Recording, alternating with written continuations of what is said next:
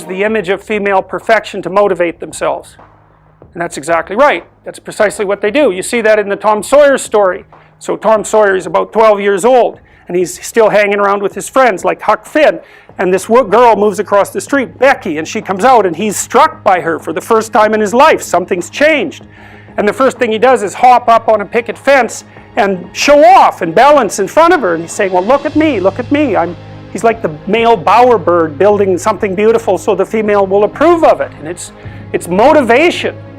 You know, and that's something that I think modern women don't really understand about men. They don't understand that, at least to the degree that males are uncorrupted and not bitter because of being rejected, they're doing everything they can to kneel before the eternal image of the feminine and try to make themselves worthy. That's the chivalry story, right? That's what you should encourage in your partner.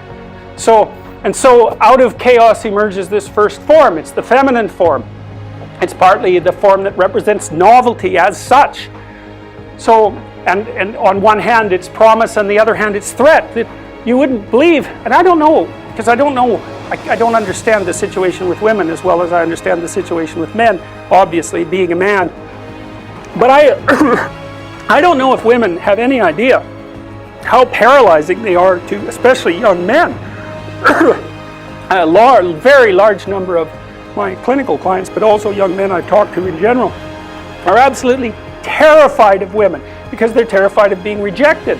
And the terror exists in precise proportion to the attraction to the woman, which is a horrible paradoxical situation to be in. It's often why men make such fools of themselves in front of women that they're attracted to. It's because, first of all, they don't see the woman that they're attracted to. Because what the hell do they know about her? They don't see her as an individual. They see her as the manifestation of a judgmental ideal. And then it's only in establishing the relationship with the actual woman that they can start differentiating between the judgmental ideal and the actual individual woman. And that also requires a sacrifice. And the sacrifice is, you never can have an ideal woman.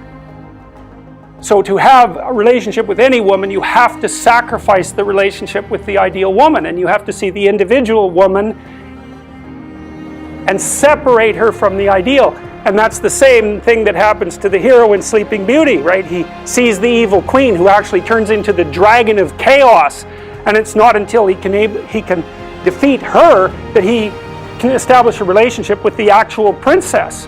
And that's exactly the case. I had one of my clients who ran this men's group, which was quite interesting. One of the things they had initiates do, which was very intelligent, was to go out and ask 50 women in one day for their phone numbers.